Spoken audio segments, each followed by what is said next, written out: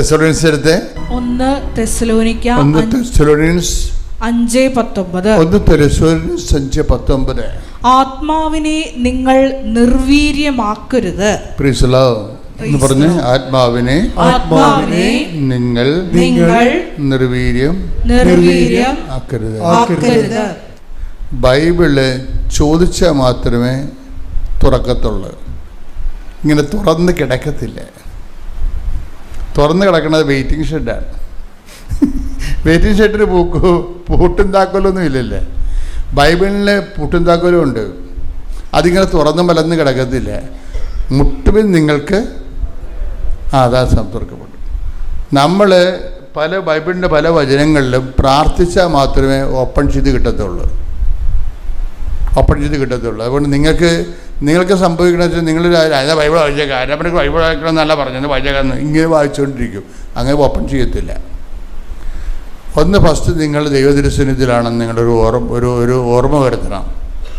രണ്ടാമത് വായിക്കാനുള്ള യോഗ്യത ഉണ്ടോ എന്ന് ഉറപ്പ് വരുത്തണം. ഇത് കയ്യിലെടുക്കാനുള്ള യോഗ്യത ഉണ്ടോ എന്ന്.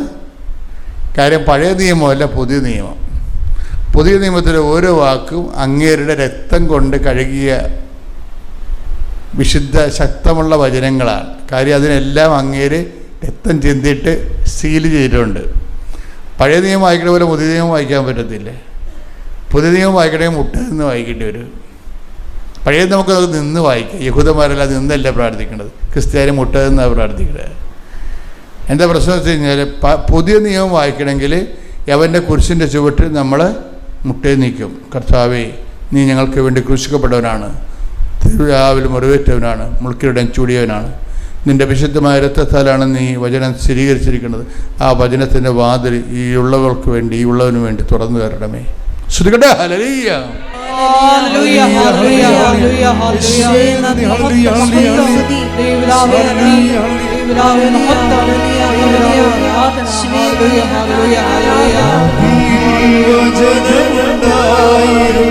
കൈയടിച്ചോണ്ടേ.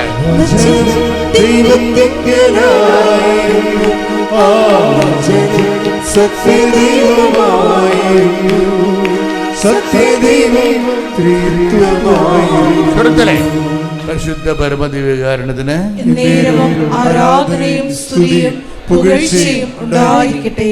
ഒരു വലിയ പ്രഭാതത്തിൽ നമ്മൾ കർത്താവിൻ്റെ തിരുസന്നിധിയിൽ എത്തപ്പെട്ടിരിക്കുകയാണ്. ആ ഒരു ബോധം ഉണ്ടായാൽ മാത്രം അത് രക്ഷപ്പെടാൻ.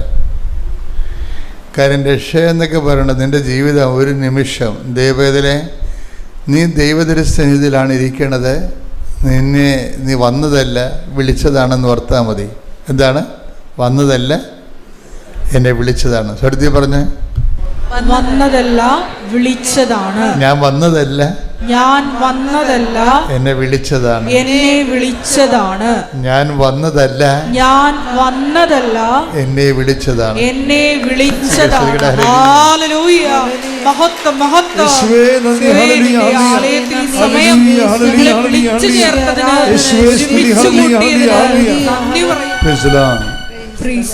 എൻ്റെ മക്കളുടെ ദൈവികമായ കാര്യങ്ങൾ പറയുമ്പോൾ കുറേ കാര്യങ്ങൾ നമ്മളൊന്ന് ശ്രദ്ധിച്ചാൽ നിങ്ങൾക്ക് വല്ലാത്ത ഹാർവസ്റ്റിങ് നടത്താൻ പറ്റും. ഇപ്പോൾ നിങ്ങളിവിടെ ഇരിക്കുന്നു, പ്രാർത്ഥിക്കുന്നു. നിങ്ങളിവിടുന്ന് പ്രാർത്ഥിക്കുമ്പോൾ നിങ്ങളുടെ മനസ്സിൽ വരേണ്ടത് എന്താണെന്ന് വെച്ചാൽ, ഇത് അമ്മ മാതാവ് ജീവനോടെ പ്രത്യക്ഷപ്പെട്ട സ്ഥലം, ജനകോടികളെ അനുഗ്രഹിച്ച സ്ഥലമാണ്. Price the Lord. എന്ന് പറഞ്ഞ് ഇതമ്മ മാതാവ് ജീവനോടെ പ്രത്യക്ഷപ്പെട്ട സ്ഥലം, ജനലക്ഷങ്ങളെ ദൈവം അനുഗ്രഹിച്ച് കണ്ണീർ തുടച്ച സ്ഥലം. കർത്താവ് എന്നെയും വിളിച്ചിരിക്കുന്നു. നിന്റെ കാരുണ്യത്തെ ഓർത്തുകൊണ്ട്, നിന്റെ പരിപാലനെ ഓർത്തുകൊണ്ട്, എന്റെ ദൈവമേ നിന്നെ ഞാൻ സ്തുതിക്കുന്നു, നിന്നെ ആരാധിക്കുന്നു, നിനക്ക് നന്ദി പറയുന്നു. എല്ലാ സങ്കടങ്ങളും എല്ലാ ഭാരങ്ങളും ഈ നിമിഷം എന്റെ അമ്മയായ പരിശുദ്ധ അമ്മയുടെ മാധ്യസ്ഥത്തിൽ ഓ ഈശോയെ, ദിവ്യ ഈശോയെ, അങ്ങയുടെ കരങ്ങളിലെ പൂർണ്ണമായും നൽകിക്കൊണ്ട് ഞാനങ്ങയെ സ്തുതിക്കും, ഞാനങ്ങയെ ആരാധിക്കും, അങ്ങേക്ക് നന്ദി പറയുന്നു. ഓ നന്ദി ഈശോയെ, ഓ ആരാധന, ഓ ദൈവമേ, ഓ സത്യമേ, ഓ സ്നേഹമേ. സ്തുതിക്കട്ടെ. ഹല്ലേലൂയ.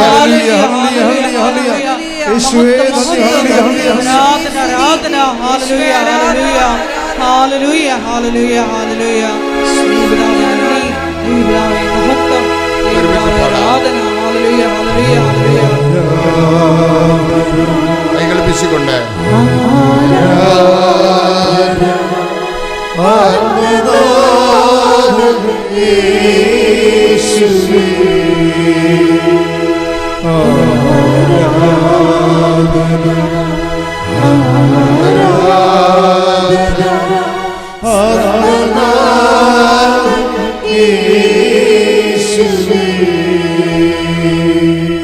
എന്താ സ്ഥലത്തിൻ്റെ പ്രത്യേകത ഉണ്ട് മക്കളെ. ഈ നമ്മൾ ഇപ്പം തന്നെ കഴിഞ്ഞ ദിവസങ്ങളിൽ ഞാൻ ഇംഗ്ലണ്ടിലെ ബെർഹിംഹാവിൽ ഒരു ധ്യാനം നടത്തി. ആ ധ്യാനം നല്ല ശക്തമായ അഭിഷേകമുള്ള ധ്യാനമാണ്. 12,500 പേര് ആ ധ്യാനത്തിൽ പങ്കെടുത്ത്. അതിനുശേഷം ഞാൻ ഒരു ദിവസം കഴിഞ്ഞപ്പോൾ സ്റ്റെയിൽസ്ഫോർഡിൽ വന്ന് ധ്യാനം നടത്തി. സ്റ്റെയിൽഫോർഡ് ഒരു വലിയ ആശ്രമമാണ്, 10 ഏക്കറുള്ളൊരു ആശ്രമമാണ്. ആ ആശ്രമത്തിൽ മാതാവ് പ്രത്യക്ഷപ്പെട്ട സ്ഥലമാണ്. മാതാവ് പ്രത്യക്ഷപ്പെട്ടിട്ട് ബന്ധിഞ്ഞ് കൊടുത്ത സ്ഥലമാണ്. അപ്പം ഞാൻ ആ പുഴയുടെ ഓരങ്ങളിലെല്ലാം നടന്ന് പ്രാർത്ഥിച്ചുകൊണ്ട്, അവിടെ 700 പേരെ ഉണ്ടായിരുന്നുള്ളൂ. വല്ല അകലയിൽ നിന്നൊക്കെ വരണമായിരുന്നു ആൾക്കാർ. 700 പേര് മതിയായിരുന്നു ശരിക്കും. അതൊരു പള്ളിയാണ്. പക്ഷേ അനോയിൻറ്റിങ് ലെവൽ വ്യത്യാസമുണ്ട്. മറ്റത് സ്റ്റേഡിയത്തിലാണ് നടത്തിയത്, ഇതൊരു അമ്മ മാതാവ് പ്രത്യക്ഷപ്പെട്ട ദേവാലയത്തിലാണ് നടത്തിയത്. ഇതിൻ്റെ അനോയിൻറ്റിങ് ലെവൽ വ്യത്യാസമുണ്ട്. ഇത് സ്റ്റേഡിയത്തിൽ നടത്തുന്നതിനേക്കാളും മാതാവിൻ്റെ പ്രത്യക്ഷീകരണ സ്ഥലത്ത് നടത്തി കഴിഞ്ഞപ്പോൾ എൻ്റെ വചനങ്ങളെല്ലാം മാറി, ഭജനങ്ങളുടെ രീതികൾ, പ്രസൻറ്റേഷൻ്റെ രീതികൾ മാറി, ആൾക്കാരുടെ അനുഭവതലങ്ങൾ മാറി, അഭിഷേക ലെവൽ മാറി, മൊത്തം മാറി. അതാണ് വ്യത്യസ്തങ്ങളായ വിഷയങ്ങൾ. അതുകൊണ്ട് നിങ്ങളിവിടെ വരുമ്പോൾ തന്നെ ഓർക്കുക, ദൈവം നിങ്ങളെ വിളിച്ചതാണ്. മാതാവ് പ്രത്യക്ഷപ്പെട്ട ഇടത്തേക്ക് ദൈവം നൽകിയ, രക്ഷപ്പെടാൻ വേണ്ടി ദൈവം നൽകിയ ഒരു പദ്ധതിയാണ് ഉടമ്പടി. ആ പ്രത്യക്ഷീകരണത്തിൻ്റെ ഭാഗമായിട്ട് ഉടമ്പടി വന്നിരിക്കുന്നത്. നിങ്ങൾ കഥ അറിയാതെ ആട്ടം കാണരുത്. വളരെ സഡൻ ഉടമ്പടി വന്നതല്ല. ഇപ്പം നവീകരണ ധ്യാനം എന്നുണ്ട്, അത് ജീവിതം നവീകരിക്കാനുള്ളതാണ്. വളർച്ചാ ധ്യാനമുണ്ട്, വിശ്വാസത്തെ വളർച്ച പ്രാപിക്കാനുള്ളതാണ്. ആന്തരിക സൗഖ്യധ്യാനമുണ്ട്, മുറിവേറ്റ ചിന്തകൾ, വേദനിപ്പിക്കുന്ന ഓർമ്മകൾ, ആദികൾ, ഭീതികളെല്ലാം സുഖപ്പെട്ടുകൊണ്ട് കുറച്ചുകൂടി ജീവനുള്ള ജീവിതം, ആത്മീയ ജീവിതത്തിന് വേണ്ടിയുള്ളതാണ്. പിന്നെ എന്താണ്, പ്രാർത്ഥനാനുഭവ ധ്യാനമുണ്ട്, തീക്ഷ്ണമായി പ്രാർത്ഥിച്ച് അഭിഷേകം പ്രാപിക്കാനുള്ളതാണ്. പിന്നെ എന്താണ്, വരദാനങ്ങളുടെ ധ്യാനമുണ്ട്, വരദാനങ്ങൾ ഉപയോഗിച്ചുകൊണ്ട് ശുശ്രൂഷ ചെയ്യാനുള്ളതാണ്. ഉടമ്പടി ധ്യാനമുണ്ട്, വാഗ്ദാനങ്ങൾ പ്രാപിക്കാനുള്ളതാണ്. Praise the Lord, praise the Lord. ശ്രദ്ധിക്കട്ടെ. Hallelujah, hallelujah, hallelujah, hallelujah. വാഗ്ദാനങ്ങൾ പ്രാപിക്കാനുള്ള വലിയ ഉടമ്പടി പ്രാർത്ഥന ഞങ്ങൾക്ക് നൽകിയതിന് പിതാവിന് നന്ദി പറയുന്നു. Hallelujah, hallelujah.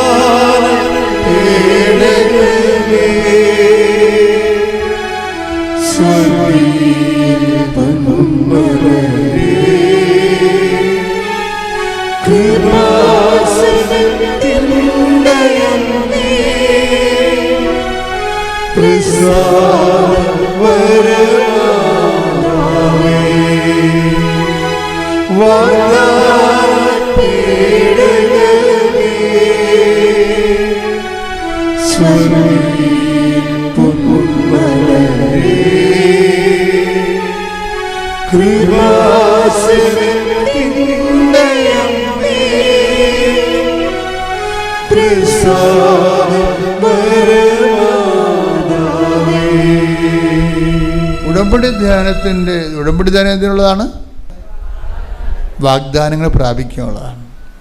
ഇപ്പം ദൈവം മനുഷ്യൻ്റെ അനുദിന ജീവിതവും നിത്യജീവിതവും മെയിൻറ്റെയിൻ ചെയ്യുന്നതിന് വേണ്ടിയുള്ള ദൈവികമായ പദ്ധതിയാണ് വാഗ്ദാനം.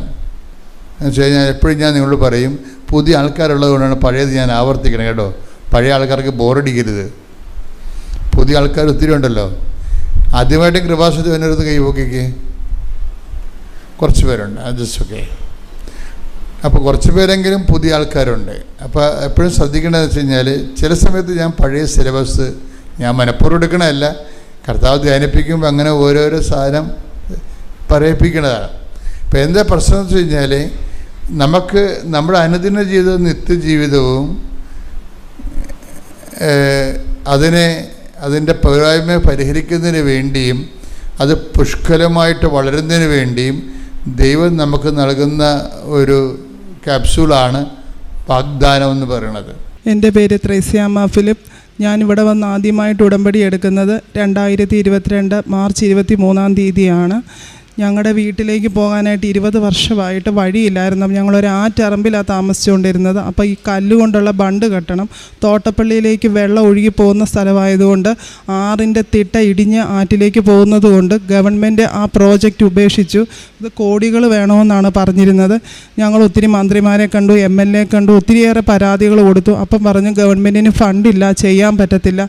രാത്രി കാലങ്ങളിലൊന്നും നമുക്ക് അതുവഴി നടന്നു പോകാൻ വളരെ ബുദ്ധിമുട്ടാണ്. വീട്ടിലേക്ക് വേണ്ട സാധനങ്ങൾ പോലും കൊണ്ടുവരാം. ആകെ നിരാശയായി. എല്ലാവരെയും സമീപിച്ചപ്പോൾ ഫണ്ടില്ല, കോടികൾ വേണം, ഒന്നും ചെയ്യാൻ പറ്റത്തില്ലെന്നാണ് പറഞ്ഞിരുന്നത്.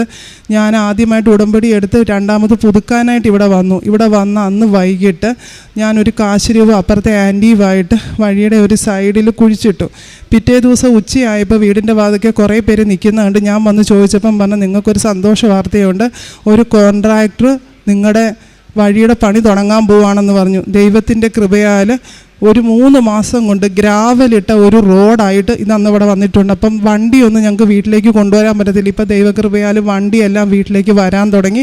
പരിശുദ്ധ അമ്മയ്ക്കും തിരുക്കുമാരനും 1000 നന്ദി.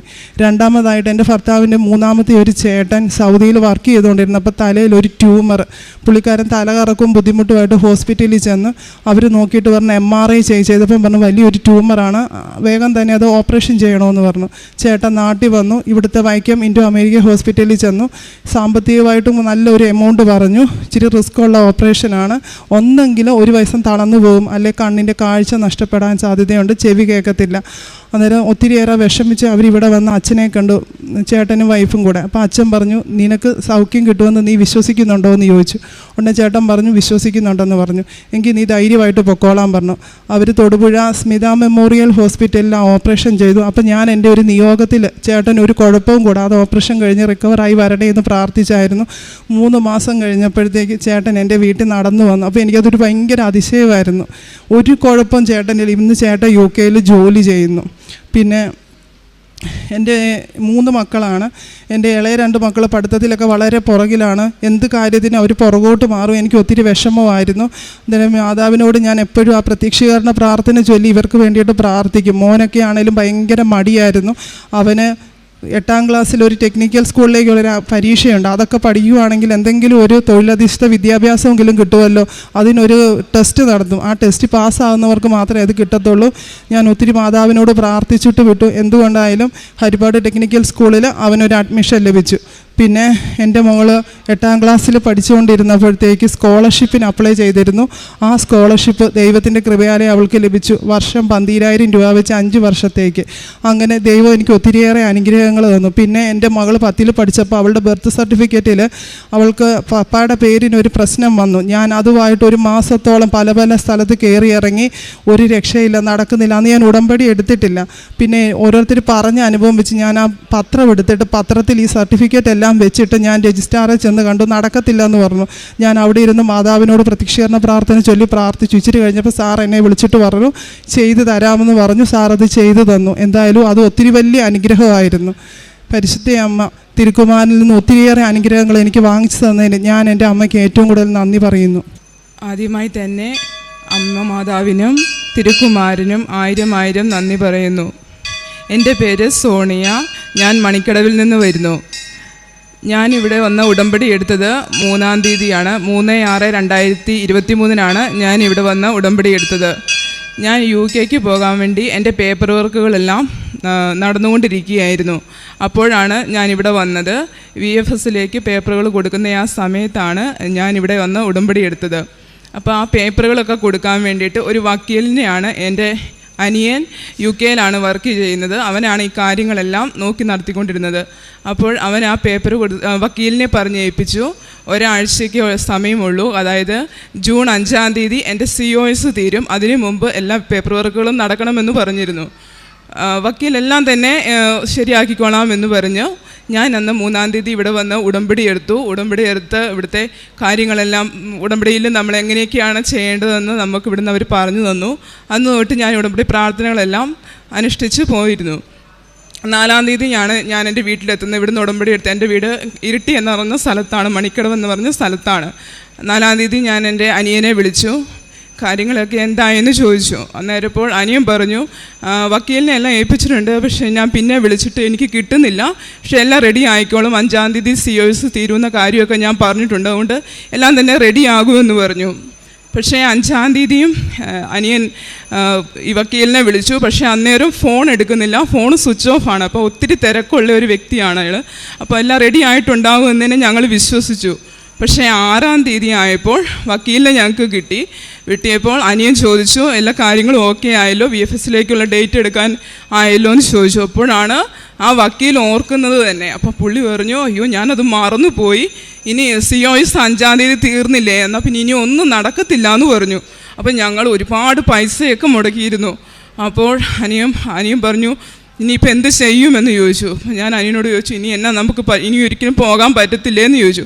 ചേച്ചി, ഒരു പ്രാവശ്യമേ നമുക്ക് COS കിട്ടത്തുള്ളൂ, അതല്ലാതെ ഇനി ഒരാൾ നമുക്കിനി COS തരുമെന്ന് തോന്നുന്നില്ല, പ്രാർത്ഥിക്കുക, എന്തെങ്കിലും നടക്കും. ഞാൻ അന്നേരം ഉടമ്പടി എടുത്ത് ഞാൻ മാതാവിനോട് പ്രാർത്ഥിച്ചു വേഗം പോയി എൻ്റെ കാശ് രൂപവും എൻ്റെ അമ്മയുടെ രൂപവും ഞാൻ ഇവിടുന്ന് വാങ്ങിച്ചിട്ടുണ്ടായിരുന്നു. ഞാൻ ബൈബിളും കൊന്തയെല്ലാം എടുത്ത് എൻ്റെ റൂമിൽ പോയിരുന്ന് അമ്മയോട് പറഞ്ഞു, അമ്മ ഇടപെടണമേ, എങ്കിൽ മാത്രമേ ഇത് നടക്കത്തുള്ളൂ, ഇല്ലെങ്കിൽ ഇത് സംഭവിക്കത്തില്ല. എൻ്റെ പൈസകളെല്ലാം അനിയനാണ്, എൻ്റെ പൈസകളൊക്കെ ഒത്തിരി മുടക്കിയിരിക്കുകയാണ് എന്ന് പറഞ്ഞ് അമ്മയോട് പ്രാർത്ഥിച്ചപ്പോൾ പ്രാർത്ഥന കഴിഞ്ഞ് ഞാൻ കൊന്ത ചൊല്ലി കരഞ്ഞു പ്രാർത്ഥിച്ചു അമ്മയോട്. പ്രാർത്ഥിച്ചു കഴിഞ്ഞ് ഞാൻ എൻ്റെ സുവിശേഷപ്പെട്ടി എടുത്ത് നോക്കിയപ്പോൾ എനിക്ക് കിട്ടിയ വചനം ഇതാണ്, ഭയപ്പെടേണ്ട, ഞാൻ നിന്നോട് കൂടെയുണ്ടെന്നുള്ളൊരു വചനമാണ് എനിക്ക് കിട്ടിയത്. സാധാരണ ഇങ്ങനെ ടെൻഷൻ അടിക്കുമ്പോൾ ഞാൻ എൻ്റെ BP താന്നു പോകുകയോ ഒക്കെ ചെയ്യുമായിരുന്നു. പക്ഷേ എനിക്ക് എന്നാന്നറിയില്ല, എൻ്റെ ഉള്ളിൽ നിന്ന് എനിക്കൊരു തോന്നലുണ്ടായിരുന്നു, നീ ലണ്ടനിൽ നീ പോകും എന്നുള്ള ഒരു ഉറച്ച വിശ്വാസം എനിക്കുണ്ടായിരുന്നു. അതിനുശേഷം ഞാൻ എൻ്റെ ഭർത്താവിനോട് ഞാൻ പറഞ്ഞു, ഇല്ല, ഞാൻ എന്തായാലും പോകും, എനിക്ക് അമ്മ എങ്ങനെയാണ് എനിക്ക് കാണിച്ചു തരുന്നത്, ഞാൻ പോകുമെന്ന് പറഞ്ഞു. 5-ാം തീയതി ഞാൻ എൻ്റെ അനിയനെ വിളിച്ചു. പക്ഷേ അനിയന് കുറച്ച് തിരക്കുകളൊക്കെ കാരണം അവൻ എനിക്ക് കിട്ടിയില്ല. പക്ഷേ അവൻ എന്നോട് പറഞ്ഞു, ഞാൻ ഒന്നും കൂടെ ട്രൈ ചെയ്യാം, എനിക്ക് COS തന്ന അവരോട് ഒന്നും കൂടെ ഒന്ന് തരാമോ, കാര്യങ്ങളൊക്കെ ഞാൻ വിശദീകരിച്ച് അവരോട് ചോദിക്കാം, പ്രതീക്ഷയില്ല എന്ന് അവൻ എന്നോട് പറഞ്ഞിട്ടാണ് ഫോൺ വെച്ചത്. പിറ്റേന്ന് അവൻ എന്നെ വിളിച്ചപ്പോൾ എന്നോട് പറഞ്ഞു, ചേച്ചി തരാമെന്ന് പറഞ്ഞിട്ടുണ്ട്, പക്ഷെ ഇതുവരെ ആയിട്ടും എനിക്ക് തന്നിട്ടില്ല എന്ന് പറഞ്ഞു. അന്നേരവും ഞാൻ എൻ്റെ മാതാവിനെ മുറുകെ പിടിച്ചു. പക്ഷെ എനിക്ക് വേദനയില്ലായിരുന്നു, പക്ഷേ എൻ്റെ കുടുംബം മുഴുവൻ തകർന്നു പോയിരുന്നു. കാരണം ഇനി നടക്കത്തില്ലെങ്കിൽ ഇനി നമ്മൾ എന്ത് ചെയ്യും, ഒരു മരിച്ച വീട് പോലെയായിരുന്നു എൻ്റെ കുടുംബം. എല്ലാവരും വല്ലാതെ വിഷമിച്ചിരുന്നു. പക്ഷേ എനിക്ക് എന്നാണേലും ഒരു പേടിയില്ല, എനിക്ക് വിശ്വാസമായിരുന്നു, എൻ്റെ അമ്മ എന്നെ രക്ഷിക്കും, കൈവിടില്ല എന്ന് ഞാൻ ഉറച്ചു വിശ്വസിച്ചു. പിറ്റേന്ന് നമ്മളൊക്കെ രാത്രിയായി, ഞങ്ങൾ കുരിശുവരെ എല്ലാം കഴിഞ്ഞ് ഉടമ്പടി പ്രാർത്ഥനയും എല്ലാം ഞാൻ ചൊല്ലി. ഞാൻ ആ ഉടമ്പടി എടുത്തത് മുതൽ കാരുണ്യപ്രവർത്തികളും ബൈബിളും വായന എന്നെക്കൊണ്ട് ചെയ്യാവുന്ന എല്ലാം ഞാൻ ചെയ്യുന്നുണ്ടായിരുന്നു. അതുകൊണ്ട് എനിക്ക് വിശ്വാസവുമായിരുന്നു. ഞാൻ അങ്ങനെ തന്നെ വിശ്വസിച്ച് മുന്നോട്ട് പോയി. അന്ന് രാത്രിയിൽ ഞാൻ എൻ്റെ പ്രാർത്ഥനകളെല്ലാം കഴിഞ്ഞ് ഞാൻ കിടന്നു. പിറ്റേന്ന് അതിരാവിലെ തന്നെ ഞാൻ 5 മണിക്ക് എഴുന്നേറ്റു, പ്രാർത്ഥിച്ചു, ബൈബിൾ വായിച്ചു. ഇതൊക്കെ കഴിഞ്ഞതിന് ശേഷം ഞാൻ എൻ്റെ ഫോൺ എടുത്ത് നോക്കിയപ്പോൾ എൻ്റെ ഫോണിലേക്ക് എൻ്റെ അനിയൻ COS ഫോർവേഡ് ചെയ്തിരിക്കുന്നതാണ് ഞാൻ പിന്നെ കാണുന്നത്. ഞാൻ അന്നേരം എൻ്റെ വീട്ടുകാരോട് പറഞ്ഞു, എനിക്കിതുപോലെ COS കിട്ടി, ഇതാ ഷിജോ എനിക്ക് അയച്ചിട്ടുണ്ട് എന്ന് പറഞ്ഞു. പിന്നെ ഷിജോയെ ഞങ്ങൾ വിളിച്ചപ്പോൾ അവൻ പറഞ്ഞു, കാര്യങ്ങളെല്ലാം മുന്നോട്ട് നീങ്ങുവാണ്, ചേച്ചി എത്രയും പെട്ടെന്ന് VFSലേക്ക് ഉള്ള ഡേറ്റ് ഇപ്പോൾ തരും, ചേച്ചി എത്രയും പെട്ടെന്ന് തന്നെ പോകാനുള്ള കാര്യങ്ങൾ റെഡിയാക്കണമെന്ന് പറഞ്ഞു. പിന്നെ 12-ാം തീയതിയാണ് ഞാൻ VFSലേക്ക് എനിക്ക് പോകാനായിട്ട് 8:15 VFSലെത്തണമെന്ന് അവിടെ നിന്ന് എനിക്ക് മെസ്സേജ് വന്നു. ഞാൻ 12-ാം തീയതി VFSലേക്ക് പോയി. ആ VFSൽ പോയപ്പോൾ ഞാൻ എൻ്റെ കാശ് രൂപം അന്നേരം തന്നെ ഈ കാശ് രൂപം ഞാൻ എൻ്റെ ഫയലിനുള്ളിൽ വെച്ചു. ഞാൻ അമ്മയോട് പറഞ്ഞു, അമ്മയായിരിക്കണം എനിക്ക് മുന്നേ അവിടെ പോകുന്നത്, എൻ്റെ പേപ്പറുകളുടെ കൂടെ അമ്മ പോയി ഒരു റിജക്ഷനും കൂടാതെ കൊണ്ട് എൻ്റെ ഈ കാര്യങ്ങൾ എനിക്ക് അമ്മ നടത്തി തരണമെന്ന് പറഞ്ഞു. ഞാൻ ഇവിടുന്ന് ഞായറാഴ്ച പോയി അവിടെ ഒരു റൂം എടുത്തു. അവിടെ താമസിച്ചപ്പോൾ ഞാൻ കൂടെ എൻ്റെ മാതാവിനെയും തിരിയും എല്ലാം ആയിട്ടാണ് ഞാൻ അങ്ങോട്ടേക്ക് പോയത്. അവിടെ പോയി ഞാൻ ആ റൂമിൽ ഞാനും എൻ്റെ അമ്മയും എൻ്റെ ഹസ്ബൻഡും കൂടെയാണ് പോയത്. രാത്രിയിൽ ഞങ്ങൾ അവിടെ കൊന്ത ചൊല്ലി പ്രാർത്ഥിച്ചു. അമ്മയോട് പറഞ്ഞു, അമ്മേ നാളെ ഞാൻ 8:15 അങ്ങോട്ടേക്ക് പോവുകയാണ്, അമ്മേൻ്റെ കൂടെ തന്നെ ഉണ്ടായിരിക്കണം എന്ന് പറഞ്ഞ് പ്രാർത്ഥിച്ചു. അവിടെ ചെന്ന് ഞാൻ വിസയ്ക്ക് അപ്ലൈ കൊടുത്തു. തിങ്കളാഴ്ചയാണ് കൊടുത്തത്, 12-ാം തീയതി തിങ്കളാഴ്ച കൊടുത്തു. വ്യാഴാഴ്ച ആയപ്പോഴത്തേക്കും എനിക്ക് മെസ്സേജ് വന്നു, എനിക്ക് വിസ അടിച്ചതായിട്ട് എനിക്ക് മെസ്സേജ് കിട്ടി. വെള്ളിയാഴ്ച പിന്നെ അവിടെ വന്ന് വാങ്ങിക്കണമെന്ന് എന്നോട് അവിടെ നിന്ന് കൊറിയർ ഓഫീസിൽ നിന്ന് പറഞ്ഞു. ഞാൻ അവിടെ പോയി എൻ്റെ വിസ വാങ്ങിച്ചു. അന്ന് തന്നെ കാരണം എൻ്റെ കൂടെ പോകാനായിട്ട് ഞങ്ങൾ 4 പേരാണ് കൊടുത്തത്. 3 പേരുടെയും കാര്യങ്ങളെല്ലാം ഓക്കെ ആയിരിക്കുമായിരുന്നു. അവർ 30-ാം തീയതിയുള്ള ടിക്കറ്റൊക്കെ എടുത്തു വെച്ചിരുന്നു.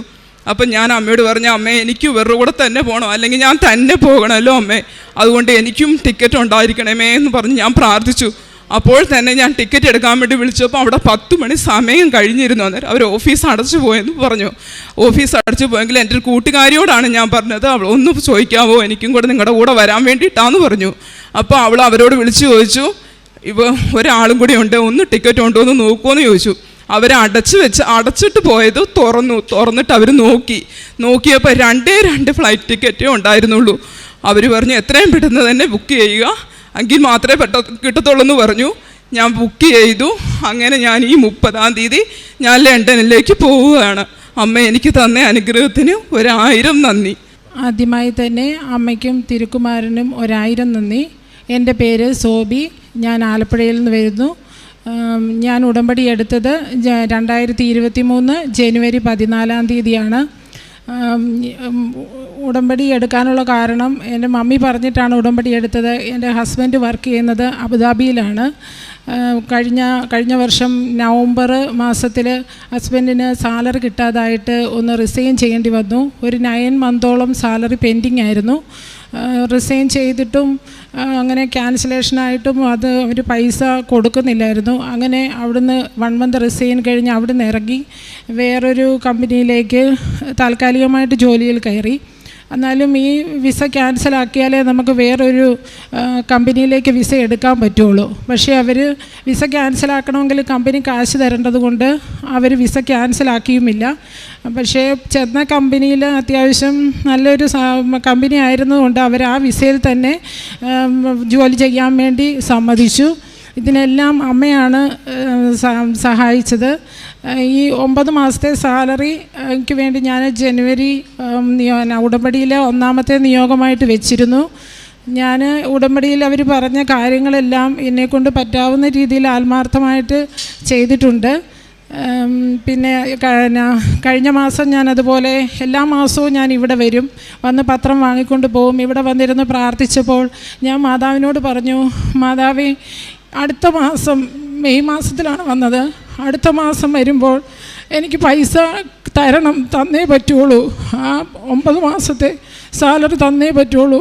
എന്ന് വെച്ചാൽ എനിക്ക് എൻ്റെ ഗോൾഡ് ഉണ്ടായിരുന്ന എല്ലാം മുഴുവൻ പണയത്തിലായിപ്പോയി. ഒരു വിധത്തിലും ആകെ ഒരു കടബാധ്യതയായിപ്പോയി, അത് കിട്ടിയേ പറ്റുള്ളൂ എന്ന് പറഞ്ഞു. ഞാൻ ഈ ആഴ്ച തിങ്കളാഴ്ച മുതൽ ഇങ്ങോട്ട് വരണമെന്ന് പ്ലാൻ ചെയ്തിരുന്നിട്ടും തിങ്കൾ പോയി ചൊവ്വ പോയി ഓരോരോ തടസ്സങ്ങളായിട്ട് ഇങ്ങനെ അങ്ങ് പോയി. ഹസ്ബൻഡ് കമ്പനി ചെല്ലും, അവർ ഓരോ ദിവസം മാറ്റി പറഞ്ഞു വിടും. ലാസ്റ്റ് ഒരു 3 ദിവസം മുമ്പ് ചെന്നപ്പോഴത്തേക്ക് പറഞ്ഞു, പൊയ്ക്കോ, വിസ ക്യാൻസലേഷൻ കൊടുത്തിട്ടുണ്ടെന്ന് പറഞ്ഞു. അപ്പോൾ ഹസ്ബൻഡ് പോകുമ്പോഴെല്ലാം ഞാൻ പറയും, എന്നോട് പറയണം, ഞാൻ വീട്ടിലിരുന്ന് പച്ചത്തിരി നീലത്തിരി കത്തിച്ചു വെച്ച് പ്രത്യക്ഷീകരണ പ്രാർത്ഥന ചൊല്ലിക്കൊണ്ടിരിക്കും. പോകുമ്പോഴത്തേക്ക് എൻ്റെ അടുത്ത് പറയണത്, ഞാൻ അങ്ങനെ പ്രാർത്ഥിച്ചുകൊണ്ടിരുന്നു. ഒരു 3 ദിവസം മുമ്പ്, അതായത് ഒരു ചൊവ്വാഴ്ചയാണെന്ന് തോന്നുന്നു, ചൊവ്വാഴ്ച ചെല്ലാൻ പറഞ്ഞു. ചൊവ്വാഴ്ച വിസ ക്യാൻസലേഷന് കൊടുത്തു. അപ്പോൾ അവർ പറഞ്ഞത് ഒരു 3 വർക്കിംഗ് ഡേ ആണ് പറഞ്ഞത്. അങ്ങനെ ഇന്നലെ മാതാവിൻ്റെ അനുഗ്രഹത്താൽ ഞങ്ങൾക്ക് ആ വിസ ക്യാൻസലായി കിട്ടുകയും ആ ക്യാഷ് പെൻഡിങ് ആയിരുന്ന സാലറി മുഴുവൻ കിട്ടുകയും ചെയ്തു. അമ്മ മാതാവിന് 1000 നന്ദി. രണ്ടാമതായി, ഞാനൊരു ജനറൽ നേഴ്സാണ്. എനിക്ക് പോസ്റ്റ് BSc എടുക്കണമെന്ന് ഒത്തിരി ആഗ്രഹം ഉണ്ടായിരുന്നു. അന്നൊന്നും നടന്നില്ല. 2021 ഞാൻ അഡ്മിഷൻ കൊടുത്തു. പക്ഷേ കൊറോണ കാരണം 1 ഇയർ അങ്ങനെ ലാഗായിപ്പോയി. 2022 അങ്ങനെ അഡ്മിഷൻ എടുത്തു. 2023 മാർച്ചിൽ ഞാൻ എക്സാം എഴുതാൻ അവിടെ ചെല്ലുമ്പോഴത്തേക്ക് അവിടുത്തെ മാഡം പറയുകയാണ്, എനിക്ക് എക്സാം അറ്റൻഡ് ചെയ്യാൻ പറ്റില്ല, എൻ്റെ എക്സാം ഫീസ് ലേറ്റായാണ് സബ്മിറ്റ് ചെയ്തിരിക്കുന്നതെന്ന്. ഫെബ്രുവരി 12 ഞാൻ എക്സാം ഫീസ് സബ്മിറ്റ് ചെയ്തതാണ്. പക്ഷേ 29 അതിൻ്റെ സ്ലിപ്പ് ഓഫീസിൽ കൊണ്ട് കൊടുക്കണമായിരുന്നു. പക്ഷേ അത് ഓഫീസിൽ കിട്ടിയില്ലെന്നാണ് അവർ പറയുന്നത്. ഞാൻ പോയത്, എൻ്റെ കൂടെ ആരുമില്ലായിരുന്നു. ഞാൻ ബാംഗ്ലൂരിലാണ് എക്സാം എഴുതാൻ പോയത്. എൻ്റെ കൂടെ ആരുമില്ലായിരുന്നു. എൻ്റെ 2 കുഞ്ഞുങ്ങളെയും കൊണ്ടാണ് ഞാൻ പോയത്. ഇപ്പോഴെല്ലാം എൻ്റെ കൂടെ അമ്മ മാതാവിൻ്റെ കാശുരൂപം എൻ്റെ കഴുത്തിൽ അണിഞ്ഞുകൊണ്ടാണ് ഞാൻ ഇവിടുന്ന് പോയത്. പോകുന്ന സമയത്തൊക്കെ എനിക്ക് ഒത്തിരി പ്രതിസന്ധികളുണ്ട്. എന്ന് വെച്ചാൽ കുഞ്ഞുങ്ങളെയും കൊണ്ട് പോകും, ആര് നോക്കും എന്നൊക്കെയുള്ള ഒത്തിരി ടെൻഷനുകളുണ്ടായിരുന്നു.